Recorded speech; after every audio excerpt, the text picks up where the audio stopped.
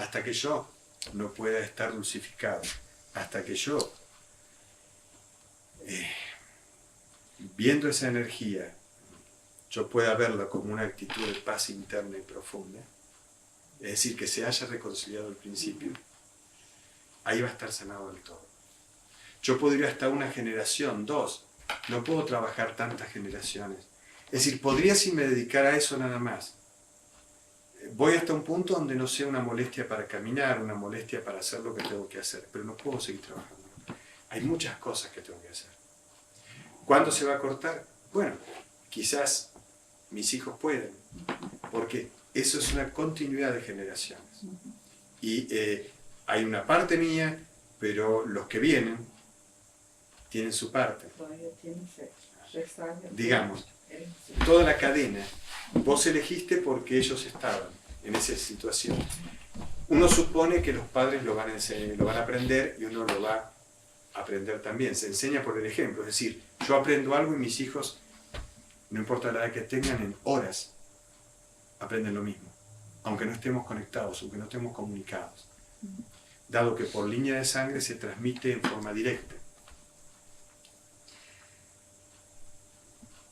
Sabiendo que yo traigo mucho, personalmente, sabiendo que yo traía más energía que la que tenía mi padre como energía masculina, por eso yo pude de alguna manera hacer doblegarlo de alguna manera, porque la mía era mucho más fuerte, es decir, más jorobada, es mía. Yo vengo con esa, más allá de la que tiene mi mamá, más allá de la línea femenina, yo vengo con resistencia a la autoridad, por lo cual soy una persona autoritaria, cada vez menos. Cuando me di cuenta, cuando mis chicos tenían 12 años, ahora deben tener cerca de los 40, los dos, y después de dar las directivas en la mesa, me doy vuelta y veo por el vidrio que me hacen así con las manos. Entonces... me estoy yendo el carajo. Entonces no dije nada, me fui y dije, me debo estar pasando de vueltas. Bien. Mi padre había sido educado en colonia alemana, no podían hablar los menores de edad, solo hablaba el mayor, así que ya venía con una enseñanza que era dura, que por supuesto era lo único que sabía para transmitir. O sea que vos tenías lo propio, a su vez tu hija tiene lo propio, y son como modelos que los que necesitan esa experiencia. O sea que nos enganchamos todos porque teníamos que hacer toda la experiencia.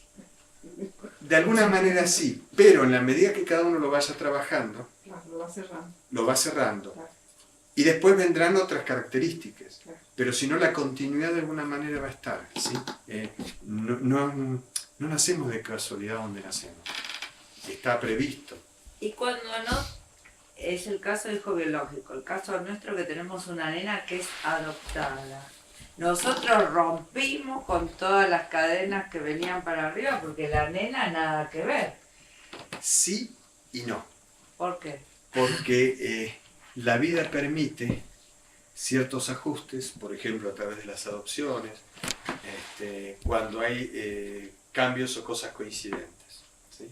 Es decir, ustedes saben que el tema de adopción, como el tema de tener hijos, es un tema muy complicado. Muy complicado significa que por más leyes que haya, es algo que se puede o no se puede de acuerdo a cómo sopla el viento. Bien, significa que toda esa complejidad viene de otro lugar. Hay una base que es los hijos son carne, sean propios o no. Entonces, de alguna manera se facilita esa adopción cuando es lo correcto. Sí. Puede ser o cambiando la situación anterior, modificándola, pero es porque ya algo está en el proceso y tiene que seguir cambiando. Digamos, la perfección sigue. Es difícil por ahí de explicarlo, ¿sí? Pero es como de repente ver a una madre y ver que el futuro hijo la viene a visitar porque no puede incorporarse, no puede haber dos cuerpos energéticos en un mismo lugar, en un mismo cuerpo. No se permite. Puede rondar, puede estar, ¿sí? Pero hay casos que se han hecho sustituciones antes del nacimiento. El que venía fue cambiado y es todo un constante movimiento, ¿sí?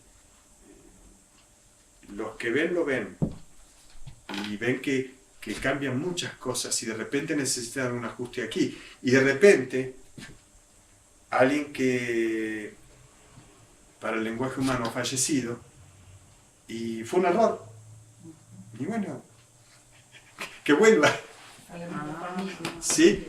No, que vuelva significa que no se murió, Que no sé. fue un paro transitorio, si a nosotros mismos nos hacen hasta 3 veces la pregunta cuando nos vamos si realmente estamos listos para irnos o queremos quedarnos para algo más. Entonces, a mí hasta ahora que recuerdo una sola vez. ¿Sí? Y mi único pedido fue no olvidarme lo que aprendí mientras pasé. Por lo cual no sé nunca si volví. Porque tuve la experiencia de irme, pero no de volver. Quiero decir que si uno pide, las cosas se le dan. Quizás esa sensación mía no es nada más que para que pueda recordar lo que recuerdo. Y la forma de recordarlo es estar en ese punto en el cual no estoy ni en un lugar ni estoy en otro. No lo sé. Pero la vida es algo muy dinámico, es algo muy... no es en absoluto rígido. Es toda una danza que se acomoda enseguida, ¿sí? Una pregunta, ¿no? Sí. Vos cuando decís, por ejemplo, que tenías, tu ejemplo que contaste de tu padre, que tenías como esa repulsión a la autoridad y después terminaste siendo autoritario con tus hijos. No, yo era autoritario antes. Antes Sí. Yo antes era más autoritario que él. que él. Sí. Yo lo provocaba, teniendo 7 años.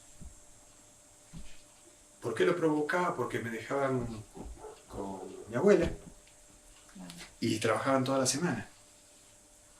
Y yo no quería que trabajaran toda la semana. Y entonces él venía y yo me empezaba a portar mal, a hacer cosas que no hacía, hasta que él me castigaba. Cuando él me castigaba, me abrazaban los abuelos y lo miraban con una cara que le hacían sentir culpable. Es decir, el chiquito hace lo que tiene que hacer y si uno, en la medida que va creciendo, va recordando las imágenes, va recordando la cara desafiante entre las piernas, mirándolo y diciéndole, pero en realidad yo lo que quería es que se quedara más tiempo. No quería estar en la semana sin ellos. ¿Sí? Que tenía un motivo, sí, no tenía otra forma de hacerlo notar. Y aunque me castigara, lo seguía haciendo. ¿Por qué? Porque yo quería cumplir mi objetivo, quería adaptar el comportamiento de los demás a mi mundo subjetivo personal. ¿Y por qué nos comportamos, o sea, por ahí la familia, en la niñez, o mientras vivimos con nuestros padres, que tenemos esos encontronazos con los padres, después los repetimos en nuestra familia propia, con nuestros hijos? Si no lo sanas, sí. El paso intermedio es sanar las heridas de la niñez para no repetir y seguirlo pasando. Tenés que llegar a un punto donde ves a tus padres como nenes muy chiquitos, energéticamente. Donde tenés compasión de adentro y necesidad de protegerlos y cuidarlos y no cuestionar más nada. Hay una actitud diferente cuando uno crece. Cuando uno crece ve que son chicos asustados. ¿Quiénes? Todos los humanos. Todos los humanos somos chicos emocionales. Todos. Pero en lugar de ver eso, lo que vemos es gente mala. Gente que calificamos de diversas maneras. Cuando en realidad son chicos asustados, con mucho miedo. Bueno, es un proceso, pero es necesario sanar esa herida. ¿Por qué? Porque nosotros para conectar con la vida necesitamos abrir nuestro corazón central.